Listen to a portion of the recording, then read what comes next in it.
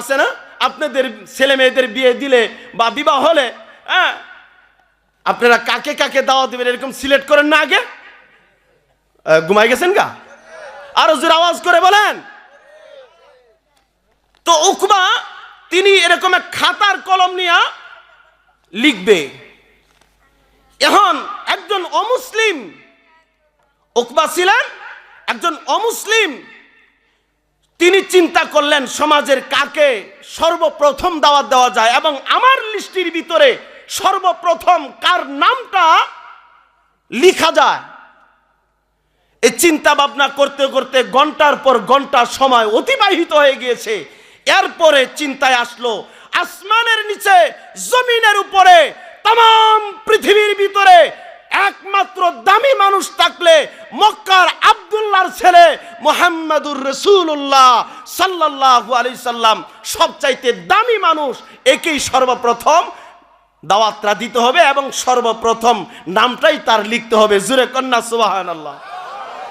দেখেন একজন অমুসলিম তিনি চিন্তা করলেন পৃথিবীর ভিতরে সবচাইতে ভালো মানুষ থাকলে মুহাম্মদুর রাসূলুল্লাহ সাল্লাল্লাহু আলাইহি সাল্লাম ছাড়া আর কেহ নাই। একজন অমুসলিম হয়ে আর আজকে আমরা মুসলমানের ঘরের সন্তান হইয়া নবীরে চিনলাম না। জোরে কোন ঠিক কিনা? একজন মুসলমানের ঘরের সন্তান হইয়া নবীকে চিনলাম না। আহা আফসোস, আজকে সেই নবীকে নিয়ে ব্যঙ্গচিত্র করে মুসলমানের ঘরের সন্তান এরকম করে কি করে না? কোরআন হাদিসকে নিয়ে ঠাট্টা মস্কারি করে। আমি বলতে চাই যারা এই বাংলাদেশের ভিতরে কোন মুসলমানের ঘরে সন্তান হোক অথবা যেই হোক না কেন, আল্লাহর রাসূলকে নিয়ে ব্যঙ্গচিত্র করলে, কোরআনুল কারীমকে নিয়ে ব্যঙ্গচিত্র করলে, রাসূলের হাদিসকে নিয়ে ব্যঙ্গচিত্র করলে তাদের পিঠের চামড়া রাখা হবে না। জোরে কোন ঠিক কিনা? আবার আশিকে রাসূল দাবি করে, আশিকে রাসূল দাবি করে। এক বেটা কামারের কাছে গেছে, যায় কামারওয়ালাকে যায় বলতেছে, কামার ভাই আমাকে পিঠের ভিতরে একটা সিংহ আঁকায় দাও। কেন? আমি যখন পথ দিয়ে হাঁটবো আমার পিঠের ভিতরে যখন সিংহ দেখবে তখন মানুষ আমাকে বাহাদুর ভাববে। কি ভাববে? বাহাদুর। ঠিক আছে বসো। কিছুক্ষণ পর যখন কামার লোহাটা আগুনের ভিতরে দিয়ে লাল গরম টকটকা করে লাল করে যখন গরম করে হাতুড়ি দিয়ে যখন তার পিঠের ভিতরে বাড়ি দিছে, এখন সে ও মাগো চিৎকার দিয়া সে কয়, এ বেটা কামার তুই কি করস? আরে ভাই সর্বপ্রথম সিংহের মুখটা বানাইতে নিছিলাম। বেটা এত ব্যথা লাগে মুখ বানাইতে? দরকার নাই, মুখ ছাড়া সিংহ বানা। আচ্ছা ঠিক আছে বসেন। কিছুক্ষণ পরে আবার গরম করে যখন হাতুড়ি দিয়ে বাড়ি দিছে তখন আবার ও মাগো চিৎকার দিয়ে উঠছে, কই কামার তুই কি করস? আরে ভাই সিংহের সামনের একটা পা বানাইতে নিছিলাম। বাদ দে, সামনের একটা ঠ্যাং বানাইতে হবে না, এক ঠ্যাং ছাড়াই বানা। আচ্ছা ঠিক আছে বসেন। কিছুক্ষণ পরে আবার লোহা গরম করে আবার যখন বাড়ি দিছে তখন আবার কয়, ও মা, এমন চিৎকার শুরু করছে। খামারকে কয়, কয় বেটা খালি বারবার ব্যথা দাও, কি করো? কয় সামনের দ্বিতীয় পাওটা বানাইতে লইছিলাম। কয় বাদ দে, সামনের দুই পা ছাড়াই সিংহ বানা। কিছুক্ষণ পরে আবার কামার যখন আগুনের ভিতরে লোহাটা দিয়া যখন পুরে যখন বাড়ি দিছে, হঠাৎ করে এমন সময় ডাক দিয়া কয়, কে বেটা কামার, আল্লাহ তোর বাইরে বাইরে থামা, তুই কি করস? এত ব্যথা লাগে কেন? কিসের কামারগুরি করো? ব্যথা পাওয়া যায়? আরে ভাই পিছনের দুইটা পায়ের থেকে একটা পা বানাইতে নিছিলাম। তখন কয়, আরে বেটা পিছনের দুই পা বানাইতে হবে না, এক পা দিয়েই বানা, আর পিছনে আরেক পা বানাইতে হবে না। কামার এবার লোহামু হাতুড়ি মাতুড়ি রাইখা ঠাড়া একটা চটকানা দিয়া কয়, বেয়াদব, সিংহ ছাড়া, পা ছাড়া, ঠ্যাং ছাড়া সিংহ হয়? কথা বুঝেন না? সিংহের মাথা ছাড়া পা ছাড়া সিংহ হয়? যদি সিংহের মাথা ছাড়া পা ছাড়া যদি সিংহ না হয়, তাহলে আশেকে রাসূল করো, সুন্নতের কোনো খবর নাই, তাহলে ওই ব্যক্তি সুন্নত ছাড়া কিভাবে আশেকে রাসূল হয়? হ্যাঁ হয়। তাহলে বুঝেন, সুন্নত ছাড়া আশেকে রাসূল হতে পারে না। সেই আশেকে রাসূল দাবি করতে পারে যার মাথা থেকে পা পর্যন্ত রাসূলের সুন্নাত দিয়ে ভরপুর, তার সংসারের ভিতরে, তার ফ্যামিলির ভিতরে রাসূলের সুন্নাত দিয়ে আদর্শবান বানাইছে তার সন্তানদেরকে, সে আদর্শের দিকে তার আহলে আওলাদদেরকে নিয়েছে। একমাত্র তারাই আশেকে রাসূল দাবি করতে পারে। আর বাকি যারা এদের ভিতরে সুন্নত নাই, কোনো খবর নাই, সুন্নতের কোনো নাম গন্ধ নাই, এরা আশেকে রাসূল দাবি করতে পারে, কিন্তু এরা আশেকে রাসূল না, এরা হচ্ছে আশেকে শয়তান। জোরে কোন ঠিক কিনা? আরো জোরে আওয়াজ করে বলেন ঠিক কিনা? তো বলতেছিলাম, একজন অমুসলিম উকবা সর্বপ্রথম মুহাম্মদ সাল্লাল্লাহু আলাইহি ওয়াসাল্লামের নামটা লিখলেন। লিখার পরে লেখা কমপ্লিট হয়ে গেল, সবার দাওয়াত দিয়ে দিলেন। দাওয়াত দেওয়ার পরে এমন সময় তিনি দাওয়াতের কাজ শেষ করলেন, দাওয়াত দিলেন। দাওয়াত দেওয়ার পরে রান্না বান্না হলো, সবাই আসলো, আল্লাহর নবীজিও আসলেন। আল্লাহর নবীজি যখন আসলেন, আসার পরে সবাইকে খানা দিয়ে দিয়েছে, সবার সামনে খাবার, আল্লাহ রাসূলের সামনেও খাবার। তো যিনি মালিক উকবা, আপনাদের ভিতরে আমাদের ভিতরে যদি আমরা দাওয়াত করে খাওয়াই, যিনি দাওয়াত দেন, যিনি মালিক, তিনি ঘুরে ঘুরে দেখেন না কি গন, যে কে খাইলো না। উকবা এরকম ভাবে দেখতেছে কে খায় কে না খায়। ঘুরতে ঘুরতে ঘুরতে চোখ পড়ে গেল জনাবে মুহাম্মদুর রাসূলুল্লাহ সাল্লাল্লাহু আলাইহি ওয়াসাল্লামের দিকে। আল্লাহ রাসূল এর দিকে যখন দৃষ্টি পড়ে গেল, তাকায় দেখলেন যে আল্লাহ রাসূল খায় না, বাকিরা সবাই খায়। উকবা দৌড়ায় গেছে, যা ডাক দেয়া কয়, এ মুহাম্মদ সাল্লাল্লাহু আলাইহি ওয়াসাল্লাম, তোমার সামনে খাবার, তুমি কেন খাও না? বুঝি তরকারি মজা হয় নাই? না, সবকিছু তো ঠিক আছে, অন্যরা খাইতেছে, সবকিছু তো ঠিক আছে, তুমি খাও না কে? ভাই আমি খাবো কিভাবে, তুমি তো অমুসলিম। জোরে কন্যা সুবহানাল্লাহ। মক্কার ভিতরে আইন তখন জারি ছিল, বা এটা ছিল যে মক্কার ভিতরে কারো বাড়ি থেকে যদি কেউ না খাইয়া ওইটা চলে যায়, এর মতো নিন্দনীয় মানুষ পৃথিবীর ভিতরে আর কেউ হতে পারে না। উকবা তখন আল্লাহর নবীকে বললেন যে আপনি খাচ্ছেন না, কি করলে খাইবেন?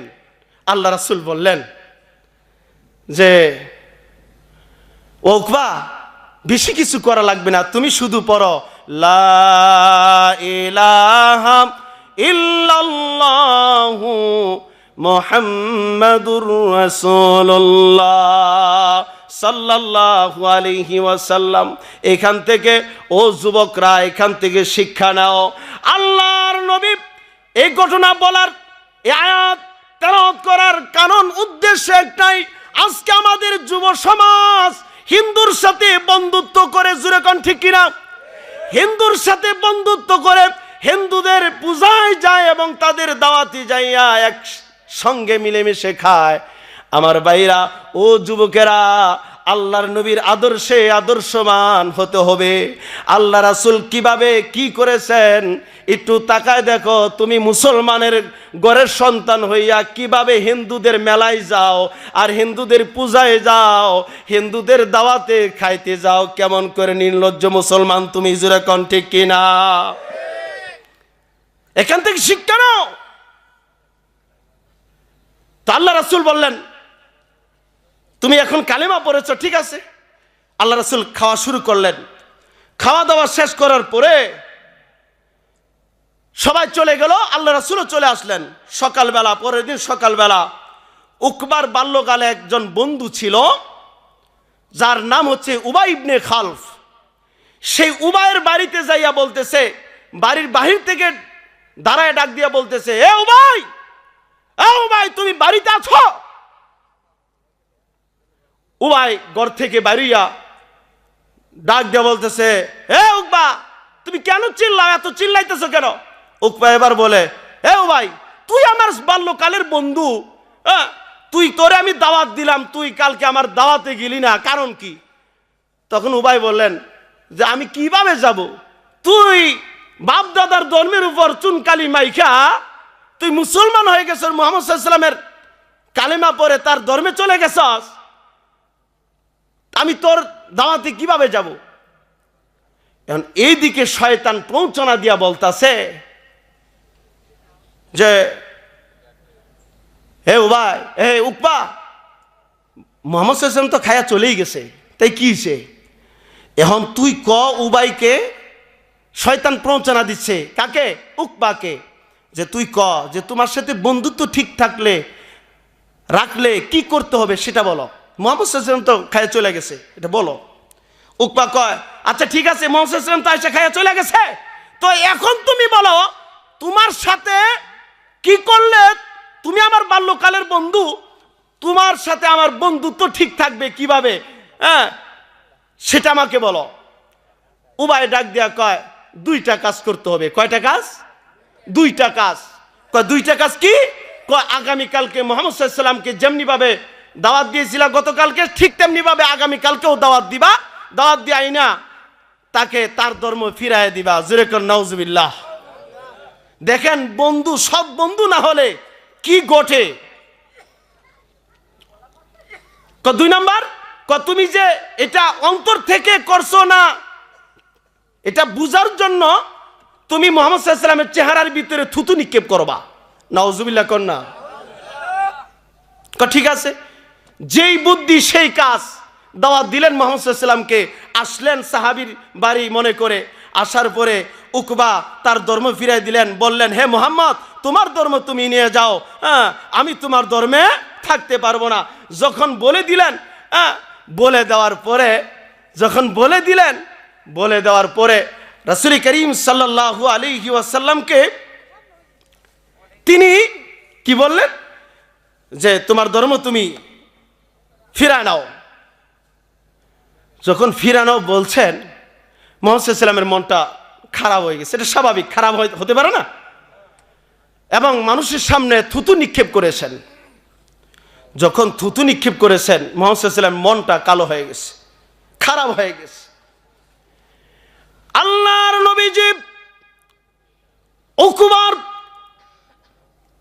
এই আচরণ বুক করার কারণে আল্লাহর পয়গম্বরের অন্তরের ভিতরে তিনি কষ্ট পেলেন, তার চেহারা মুবারক মলিন হয়ে গেল। আল্লাহ তাবারক ওয়া তাআলা এই দৃশ্য দেখছি কি দেখেন নাই? জোরে আওয়াজ করে বলেন, দেখছেন কি দেখেন নাই? আল্লাহ তাবারক ওয়া তাআলা জিবরাইলকে ডাক দিয়ে বললেন, রে জিবরাইল, যা আমার বন্ধুর কাছে যা, আমার বন্ধুর কাছে যা।